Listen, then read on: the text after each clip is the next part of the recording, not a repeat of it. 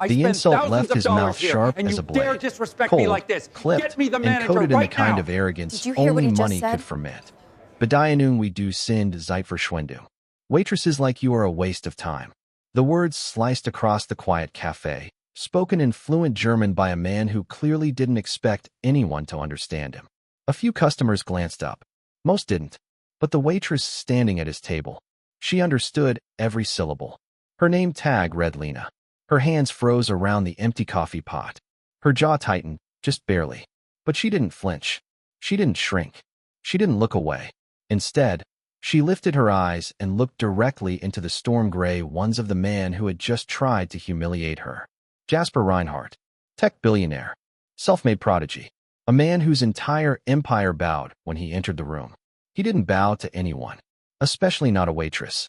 His gaze flicked toward her with bored impatience. "You don't understand German, do you?" he asked, voice dripping superiority. The cafe seemed to hold its breath. Lina set the coffee pot down slowly, her expression uncannily calm. Then she said, in flawless, crisp German, "Ihr Arrogance ist beeindruckend, aber Ihr Manieren sind es nicht." Your arrogance is impressive, but your manners are not. The cafe went silent. A spoon clattered. Someone choked softly into their latte. Jasper blinked, actually blinked, his entire facade twisting for a split second. He hadn't expected that. He hadn't expected her. Before he could gather the threads of his pride, she continued. In German, every word a soft, controlled strike. Verjemanden, der Glot, über allen zu stehen. Sprechen Sie ziemlich wenig mit respect. For someone who thinks he's above everyone, you speak with very little respect. A flush crept up Jasper's neck. His jaw clenched. His fingers curled around the edge of the table. He opened his mouth. But she wasn't finished. "You in die Fall Sie dachten, ich verstehe Sie nicht. Sollten Sie Ihr Animen über Menschen überdenken, die Arbeiten, zu übel bin. And in case you thought I couldn't understand you, you should rethink your assumptions about people who work to survive." The cafe felt smaller suddenly. Warmer. Every eye glued to them. Jasper forced his expression back into cold neutrality. "You speak German," he said in English, voice low. "I speak 5 languages," Lina replied calmly. He stared at her. She didn't look away, didn't apologize, didn't soften, didn't act like she'd just publicly undressed a billionaire's ego. She just stood there, steady, still, unmoved. The kind of strength that didn't raise its voice. It didn't need to. Jasper cleared his throat, straightened his jacket, and leaned back as if regaining control. "What else do you know?" he asked, trying to sound amused. Lina tilted her head, eyes unwavering. "I know when a man speaks like that," she said quietly. "He isn't insulting me. He's announcing his own insecurity." It hit him harder than the German. A few people actually gasped. Jasper's lips twitched. Not in anger this time, but in something dangerously close to fascination. He leaned forward. "Who are you?" he asked, voice suddenly softer. Lina didn't blink. "A waitress," she said. "Not a servant." She picked up the coffee pot again, utterly composed. "And the woman you insulted." Jasper opened his mouth to speak, but she'd already turned away, leaving the richest man in the room speechless for the first time in years, and unexpectedly desperate to understand the woman who'd just called him out in his own mother tongue. Jasper didn't touch his espresso. It sat perfectly centered on the small table, untouched and cooling, while he watched Lina move through the cafe with quiet precision, pouring coffee, sliding checks across tables, smiling politely at customers who actually deserved her kindness. Not him, not even close. But something about her calm after the storm made the back of his neck burn. No one ever spoke to him like that.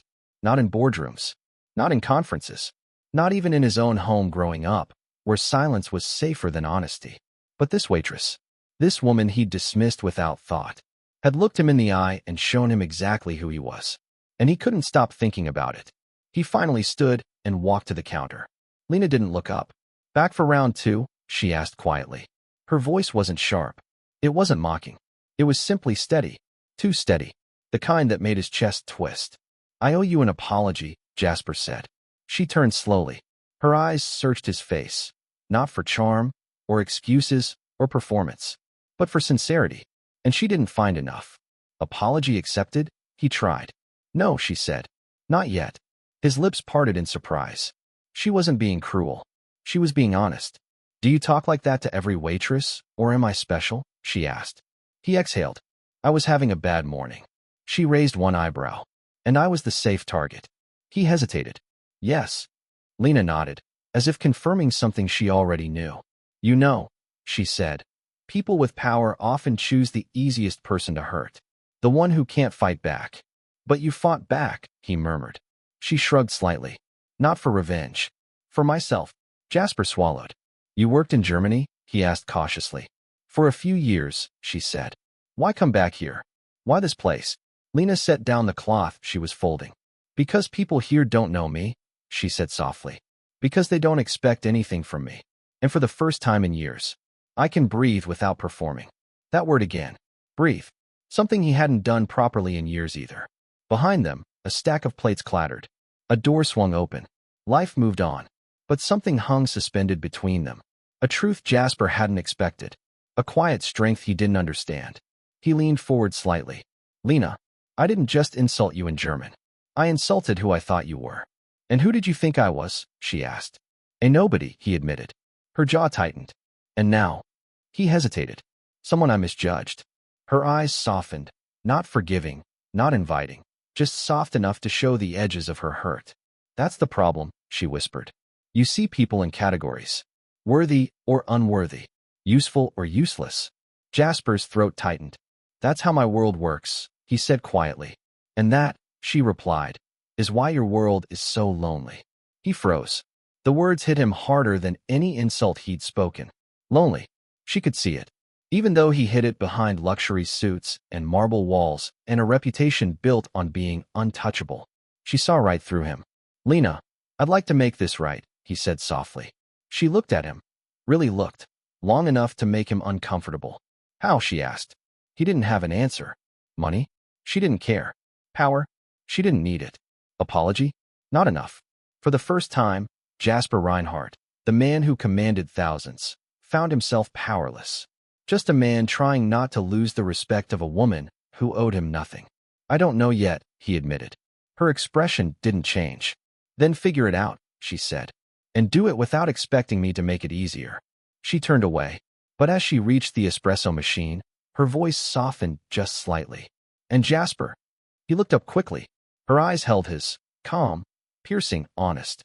I'm not someone you can buy, she said. And I'm not someone you can intimidate. I know, he whispered. Good, she said. Then we understand each other. She walked away, leaving Jasper standing at the counter. Humbled, disarmed, and suddenly aware of something unfamiliar. He cared what she thought of him. A lot more than he should. And that terrified him. Jasper left the cafe that afternoon with a feeling he couldn't shake. A strange mix of humiliation and something sharper. Respect. Curiosity. A pull he didn't understand. But Lina didn't think of him again. Not that day. Not that evening. Not when she scrubbed down tables and counted tips and walked home with her jacket pulled tight against the wind. But fate didn't care what either of them wanted. The next morning, Jasper returned. Not with flowers. Not with money. Not with arrogance. He walked in quietly, hands in pockets, jaw tight, eyes scanning for her like he'd never entered a room without being announced before. Lina was wiping a table near the window. When she saw him, her posture stiffened, just slightly. He noticed. Good morning, he said. She nodded. Coffee. He shook his head. No, I'm not here for coffee. Her eyes narrowed. He wasn't here to insult her. She could feel that. But she wasn't ready for forgiveness. Before she could walk away, Jasper slid a small folder on the table. I looked you up. She froze. Her voice dropped to a cold whisper. You what? Jasper's face shifted, guilt flickering for a moment. I needed to understand you, he said quietly. I didn't expect to find what I found. Lina's jaw clenched. That wasn't your right. You're correct, he said. But I'm telling you anyway. She didn't touch the folder. He opened it himself. And her past, the one she hid so carefully, sat on the table like a wound she thought she'd buried. Her name wasn't just Lina Muller. It was Lina von Stein, daughter of the economist who advised half of Europe, fluent in 5 languages, graduate of the most elite university in Berlin, former board member of international policy groups. And then, 3 years ago, she vanished, walked away from all of it without a trace, changed her last name, moved across the world. Jasper expected her to panic, cry, defend herself. Instead, she straightened slowly, shoulders rising like a woman preparing for a blow that had already hit her before. "So," she said calmly, "you know who I used to be." "Used to be," Jasper repeated. "And that part matters." Her eyes hardened. "You think titles define me? You think I walked away from all of that because I wanted attention?" "No," he said carefully. "I think you walked away to survive." Her breath stopped in her chest. Just for a moment. Just long enough to reveal the smallest bruise inside her. "What else did you find?" she whispered. He hesitated, then quietly slid a second page forward. Lina's mother. A powerful figure. Controlling. Brutal in her expectations. The kind of woman who broke people without raising a hand. "She pushed you too far," Jasper said softly. "She didn't let you breathe." The word hit her like a strike to the heart. She blinked, fighting emotion she refused to let him see. "That life," she said, voice shaking despite her strength, "was killing me. Every day, every hour. I didn't want to be a pawn in someone else's empire. I wanted peace." "You ran," Jasper said gently. "I escaped," she corrected. Silence settled. Heavy. Raw. Electric. He closed the folder. "I didn't bring this to threaten you, Lina," he said. "I brought it because it made me understand why my words hurt you so deeply." She swallowed. "You saw my worst day," she whispered, "and you judged me based on it. And you saw my worst self," he replied, "and you didn't break." Her eyes lifted, slow, reluctant, vulnerable. Jasper inhaled shakily. "You said I look at people in categories," he said quietly. "You were right. But you don't fit any category I've ever known." A long breath left her lips. "Then what am I, Jasper?" He stepped closer, just close enough that she could see the sincerity tightening his voice. "A woman I misjudged," he said. "A woman I want to understand." He paused, then added softly, "A woman I can't stop thinking about." Her heart thudded once. Sharp, involuntary. But Lina didn't soften easily. "You had no right to search my past." "I know." His eyes lowered. "And I'm sorry." "Sorry is not enough," she whispered. "I know," he repeated. She looked away. Hurt, angry, conflicted, but not running. Jasper lifted the folder. "I'll destroy it," he said. "You choose who you are. Not your legacy. Not your mother. Not me." Her chest tightened. "You don't owe me anything," she said quietly. "No," he said. "But I want to." Her gaze lifted. For the first time, she saw something in his eyes she hadn't expected. Not arrogance. Not power. Not control. But loneliness. And a man trying, awkwardly, clumsily, desperately, to change. She whispered, "Jasper, why does it matter to you?" "I'm just a waitress." His answer came without hesitation. "Because you're the only person who's spoken to me like I'm human."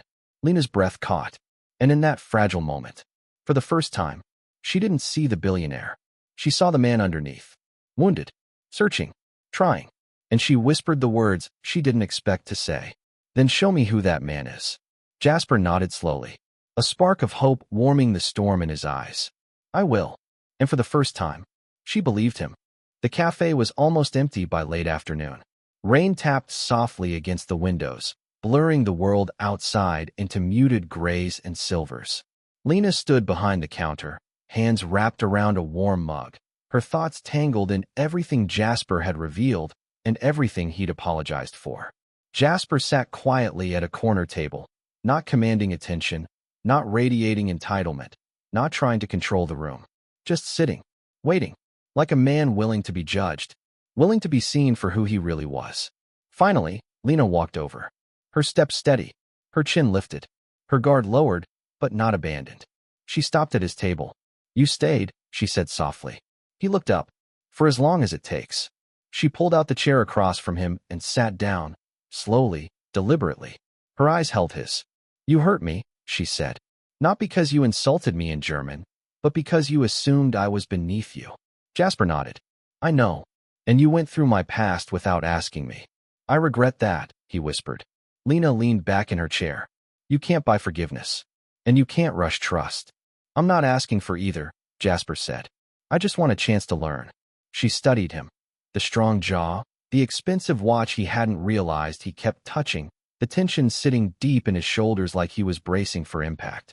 And she realized something. He wasn't afraid of losing a deal. He was afraid of losing her respect. "Tell me something, Jasper," she said quietly. "Why does it matter what I think of you?" He didn't think, didn't craft a polished sentence. He just said the truth. Because when I looked at your face after what I said, I hated who I was. Lina's breath caught. He continued, voice soft. And when you spoke to me in German, you didn't embarrass me. You reminded me that I haven't listened to people in a very long time. She looked down. I don't want to be someone's reform project, she whispered. He shook his head quickly. You aren't. Then what am I to you? She asked. Jasper's answer was quieter than the rain. You're the first person who saw through me and didn't walk away. Lina looked at him, really looked. At his sincerity, at his fear, at the man beneath the empire. Jasper, she said gently, I didn't stay for you. I stayed for myself. He blinked. I needed to face the person who hurt me, she said. And I needed to face the part of me that still runs from conflict. Her voice softened. You're not the only one trying to grow. Something in Jasper's eyes shifted, something deep and unguarded. Then maybe, he whispered, we can figure out growth together. Lina hesitated. Trust was not simple. Healing was not instant. What would that look like? She asked. He took a breath. It looks like me showing up without arrogance. Without assumptions.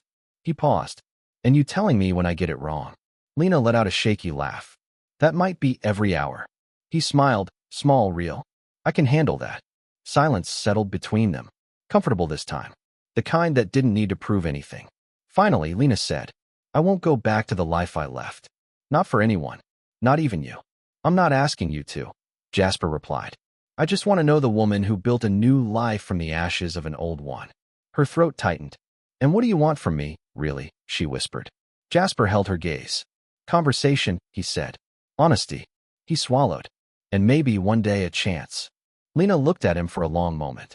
Then she reached into her apron and pulled out a small slip of paper. She placed it on the table. My boundary, she said. No lavish gifts. No power games. No searching my past again. Jasper nodded. Done. And no assuming I need saving. His eyes softened. I don't want to save you, Lina. I want to meet you. Her breath trembled. Slowly, she extended her hand. Not for romance. Not for forgiveness. For understanding. For now, she whispered, we try this. As two people. Not Billionaire and Waitress. Jasper didn't hesitate. He took her hand gently. Carefully. As if he knew exactly how easily both of them could break. Two people, he repeated. Her grip tightened just a little. He felt it. Felt the shift. Felt something dangerous and beautiful flicker to life. And for the first time in a very long time, they both felt seen. Not for the languages they spoke. Not for the empires they ran or escaped. Not for the power they held or lost. But simply, for being human. If this story touched your heart, share it. Because kindness doesn't always wear a smile, and heroes don't always wear uniforms. Sometimes, they walk in covered in dust, carrying stories that could change your heart forever.